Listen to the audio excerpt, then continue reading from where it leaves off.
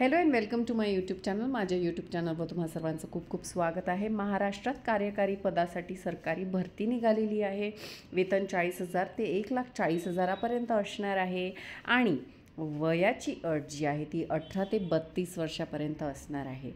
फ्रेशर्ससुद्धा इथे अप्लाय करू शकता. चला तर जाऊया ऑफिशियल नोटिफिकेशनवर. पण ऑफिशियल नोटिफिकेशनवर जाण्याआधी ज्या व्ह्यूअर्सने आपला चॅनल सबस्क्राईब नाही केला त्यांनी नक्की सबस्क्राईब करा आणि बेल आयकन जरूर हिट करा, जेणेकरून माझे नवनवीन व्हिडिओ तुमच्या भेटीला लवकरात लवकर येतील. चला तर जाऊया ऑफिशियल नोटिफिकेशनवर.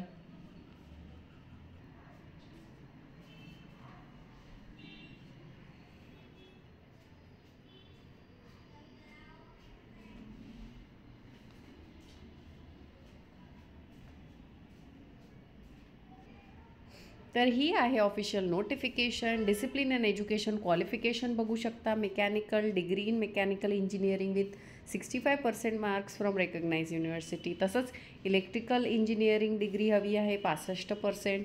इलेक्ट्रॉनिक्समध्ये इंजिनिअरिंग डिग्री हवी आहे 65%. नेव्हल आर्किटेक्चरमध्ये डिग्री नेव्हल आर्किटेक्चरची हवी आहे 65%. सिव्हिलमध्ये पण सिव्हिलची इंजिनिअरिंगची डिग्री हवी आहे 65%. आय टीमध्ये सुद्धा आय टीची कम्प्युटर सायन्सची पण चालेल. ठीक आहे.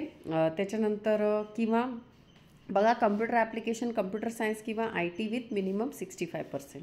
डिझायरेबल क्वालिफिकेशनसुद्धा दिलं आहे. ह्युमन रिसोर्समध्ये मास्टर्स डिग्री हवी आहे 2 वर्षाची आणि degree equivalent diploma post graduate 65%. बघा कोचिन शिपयार्ड लिमिटेडवरनं ही ॲडव्हर्टिजमेंट आलेली आहे. फायनान्समध्ये एक्झामिनेशन पास असली पाहिजे. कोणती?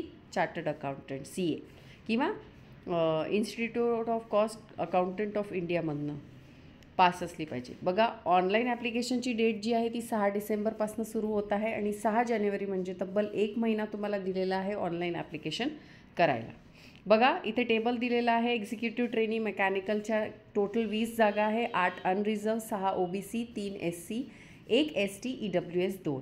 त्याच्यानंतर इलेक्ट्रिकल 2 अनरिझर्व, 1 OBC, 1 SC अशा 4 टोटल जागा असणार आहे. इलेक्ट्रॉनिक्स 1 अनरिझर्व आणि 1 ST अशा 2 जागा असणार आहे. नेव्हल आर्किटेक्चरच्या 3 अनरिझर्व, 2 SC आणि 1 ST असणार आहे. अशा 6 जागा असणार आहे. सिव्हिल 2 अनरिझर्व आणि 1 ST असणार आहे. अशा टोटल 3 जागा असणार आहे. इन्फॉर्मेशन टेक्नॉलॉजी 1 अनरिझर्व, 1 OBC अशा 2 जागा असणार आहे. ह्युमन रिसोर्स 2 अनरिझर्व आणि 1 OBC आणि 1 ST अशा 4 जागा असणार आहे. ह्युमन रिसोर्स 2 अनरिझर्व, 1 OBC आणि 1 ST अशा 4 जागा असणार आहे. फायनान्स 2 अनरिझर्व, 1 OBC अशा 3 जागा असणार आहे. तो टोटल अनरिझर्व 21 जागा, OBC 10, SC 3, ST 5, EWS 2 अशा टोटल 44 जागा असणार आहे. पोस्टिंग बघा एक्झिक्युटिव्ह ट्रेनीची CSL Kochi, CMSRU Mumbai, CKSRU Kolkata, CANCRU Andaman and Nicobar island. ठीक आहे. इथे तुमची पोस्टिंग होणार आहे.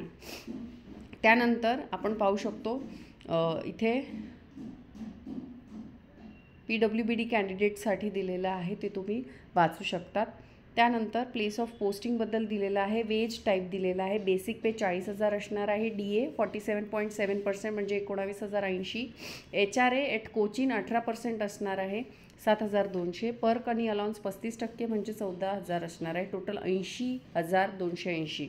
ॲन्युअल CTC बघा 14 लाखापर्यंत असणार आहे. त्याच्यानंतर एज अप्पर एज लिमिट दिलेली आहे त्यांनी 27 इयर्स असली पाहिजे. 6 जानेवारी 2025. ठीक आहे. 7 जानेवारी 1998च्या आधी बॉर्न झालेला.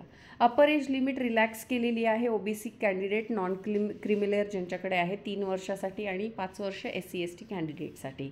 PWBDसाठी सुद्धा ॲज पर गव्हर्नमेंट गाईडलाईन्स त्यांनी एज रिलॅक्सेशन दिलेलं आहे. मेथड ऑफ सिलेक्शन बघा. Phase 1 objective type online test होणार आहे 60 मार्काची. त्याच्यामध्ये तुम्हाला general awareness, English language, numerical ability, reasoning ability 5-5 मार्काला विचारलं जाणार आहे. सब्जेक्ट बेस 40 मार्काचं असणार आहे आणि प्रत्येक क्वेश्चनला 1 मार्क असणार आहे. निगेटिव्ह मार्किंग नसणार आहे. फेज 2मध्ये ग्रुप डिस्कशन असणार आहे. रायटिंग स्किल आणि पर्सनल इंटरव्ह्यू असे मिळून 40 मार्क असणार आहे. बघा ऑब्जेक्टिव्ह ऑनलाईन टेस्ट 60 मार्काचं असणार आहे. ग्रुप डिस्कशन 10 मार्काचं असणार आहे. रायटिंग स्किल 10 मार्काचं असणार आहे. Personal interview 20 मार्काचा. असे टोटल 100 मार्क असणार आहे. ठीक आहे. फेज 1 ऑनलाईन टेस्ट वेगवेगळ्या सेंटर्सवर हेल्ड केलं जाईल इन केरला. ठीक आहे. त्याच्यानंतर आपण पाहू शकतो, आपण ॲप्लिकेशन फी पाहून घेऊया. इथे क्वालिफिकेशनबद्दल दिलेलं आहे ते तुम्ही पाहू शकता. त्याच्यानंतर ॲप्लिकेशन फी बघा 1000 रुपये असणार आहे, non refundable plus bank charges असणार आहे याच्यात. त्याच्यानंतर तुम्हाला ही जी फी आहे ती डेबिट कार्ड किंवा क्रेडिट कार्ड किंवा इंटरनेट बँकिंग किंवा वॉलेट किंवा UPI थ्रू पेमेंट करू शकता. नो अदर पेमेंट, म्हणजे दुसरा गेटवे नाही आहे, याच्यानेच पेमेंट करायचं आहे. त्याच्यानंतर जे कॅन्डिडेट SC ST ला बिलॉंग करतात, या कॅटेगरीला बिलॉंग करतात, त्यांना ॲप्लिकेशन फी भरायची गरज नाही. ठीक आहे. त्याच्यानंतर आपण पाहू शकतो PWBD कॅटेगरीसाठी सुद्धा no pay application fee, they are exempted from application fee payment, म्हणजे त्यांनासुद्धा ॲप्लिकेशन फी अनिवार्य नाही आहे. तर अशी होती ॲडव्हर्टिजमेंट. हाऊ टू अप्लाय दिलेलं आहे, ऑनलाईन अप्लाय करायचं आहे, ऑफिशियल वेबसाईटवर जायचं आहे. ऑफिशियल वेबसाईटची लिंक मी व्हिडिओच्या डिस्क्रिप्शन बॉक्समध्ये मेन्शन केलेली आहे. तर अशी होती ॲडव्हर्टिजमेंट. आवडली असेल तर नक्की आपलं चॅनल सबस्क्राईब करा. भेटूया अशाच नवीन व्हिडिओ सकट. तोपर्यंत धन्यवाद. चॅनल सबस्क्राईब करायला नक्की विसरू नका. थँक्यू.